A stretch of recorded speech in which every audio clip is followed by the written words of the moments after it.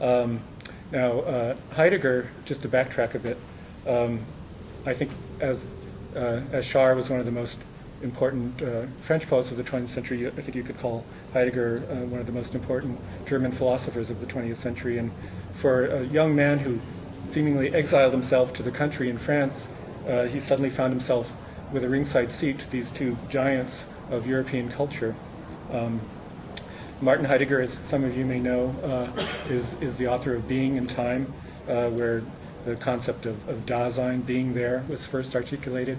The idea that you had to look at being without any prerequisites, without any preconditions, and calling that the phenomenological reduction, where you would have a straight encounter with being.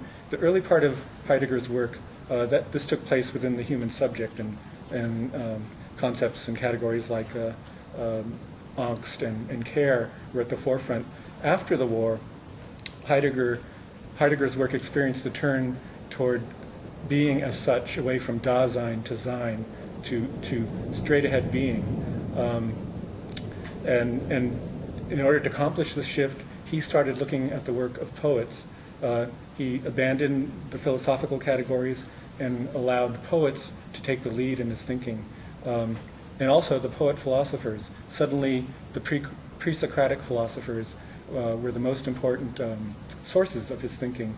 And that was because they were not only philosophers, they were poets. The fragments that we have are poetic fragments from Heraclitus and Parmenides, and Heidegger's thinking was drawing strongly from these moments before, in Heidegger's view, our access to being got shut down by what he called metaphysics. Plato and Aristotle were the beginning of the end for Heidegger, and all the action happened at a moment when poetry and philosophy were the same. Now, Heidegger had compromised himself by supporting the Nazi regime during World War II. He quickly became disaffected, but he was forbidden to teach or lecture in both France and Germany for a while. A lot of people see this as an aberration. René Char, the resistance fighter against the Germans, certainly forgave Heidegger for this, as did many other people. It's sort of similar to Ezra Pound's compromising himself with the fascists, and some people could forgive him for that and still value his poetry. Same deal with Heidegger. So after the war, there were a number of French philosophers who were anxious to bring Heidegger to France. He had never been to France. And this happened in 1955. Heidegger lectured, and his French supporters asked him, "Is there anyone here in France that you would like to meet?" And Heidegger answered, "Yes, the poet René Char." So a meeting was arranged. Char couldn't speak German. Heidegger's French was iffy, so there was a go-between, the French Heideggerian Jean Beaufray.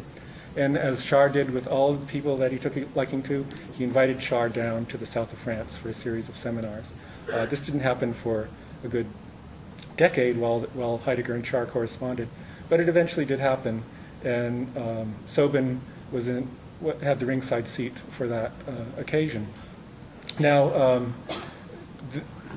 I'll just talk a little bit about how the seminars went, because I think experiencing this, seeing the poet Char and the philosopher Heidegger interact and talking about mostly Heraclitus and the pre-Socratic philosophers had a fundamental impact on Gustaf Sobin. He hadn't been doing any, he was still in the state of gestation. He hadn't been doing any writing up to that point. In fact, he was in his early 30s when these seminars happened, and he wouldn't publish his first book until a good more than over 10 years later.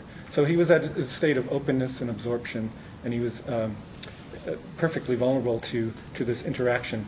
The way the seminars happened was that in the morning, and all the seminars started out with a quote from René Char, and Heidegger would take off from that and discourse.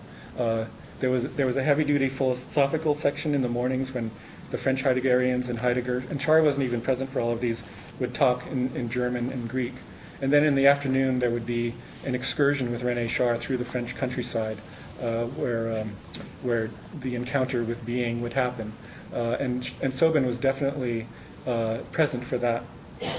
I had an email exchange with a young poet who was one of Char's disciples, a French poet, Dominique Fourcade, and I asked him, since you were present for this, what can you tell me about Sobin's involvement. And I'll just read you a bit of his email. Sobin was in no way qualified to attend the seminars, which were, technically speaking, if I may say, of the highest philosophical level. It was never considered that he might attend. What happened is that in the late afternoons, everyone who had participated would be invited to join René Char at his house in the hills above Lille-sur-Sorgue for a walk in the beautiful landscape of that part of Provence, a chat, a drink. It is one of these informal but not that relaxed social gatherings which Gustaf did attend at my suggestion, and of course with René Char's full approval. I remember Gustaf was amazed, we all were, by Heidegger's extremely impressive, even imposing, and indeed intimidating presence. Heidegger's presence overshadowed everyone else's, including Char's, as impressive as Char himself was. Gustaf was amused as I was by the differences, but yet implicit complicity and obvious reciprocal admiration between Char and Heidegger. Though the contact between these two was far from easy because of language distances, among other reasons. There's an incident that Foucault didn't recount, but that is present in the French biography of Char, that Foucault and Sobin showed up for one of these meetings, and Char was horrified to see that Sobin was wearing an American polo shirt with a little alligator on the lapel, and he was sent home to dress better for the occasion. Gustaf mentions these meetings with Char and Heidegger come up in one of Gustaf's poems, and I'll just read you the lines that he devoted to that. Of the way, the various ways, angles, torque, tensions, the waves might break, fanned against coastline, foaming, Fedier and Beaufray all morning tested predicates, Heidegger withdrawn, opaque, a block of dark crystal, its rays bent inwards, elucidated the verb, alone, its clipped, arrested movement, the back of his hand slapped flatly at the dry shadows. I think that this moment was foundational and seminal for Sobin's writing when he finally did, almost 10 years later, come to write his first work.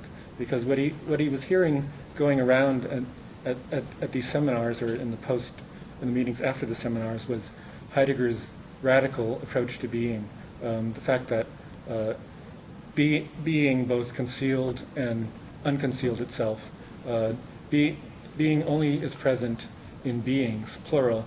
Being itself is never available or present. It conceals itself even in presenting itself in the plurality of beings. And we see this theme running through Sobin's work, the constant references to the blown, the obliterated, the effaced moment of being. The whole idea of the phenomenology of the inapparent, the null, the neither, all these are key concepts running throughout Sobin's work, and I think they all derive from this moment. Both Andrew and Teddy mentioned that Sobin was anti-technological. That's a huge category in Heidegger. The fact that technology gets in the way of our access to being, covers it over and controls it and coerces it. Only poetic language, only the poetic word opens itself to being, doesn't try to control or coerce being as it presents itself. And I think Sobin took that to heart, certainly in his stance against technology, but also in his way of life. He had this writing hut that Teddy alluded to, a good distance from the cottage where he lived, and there was no electricity there. He worked on a manual typewriter his whole life. This has a lot of affinities with Heidegger's own hut in the Black Forest,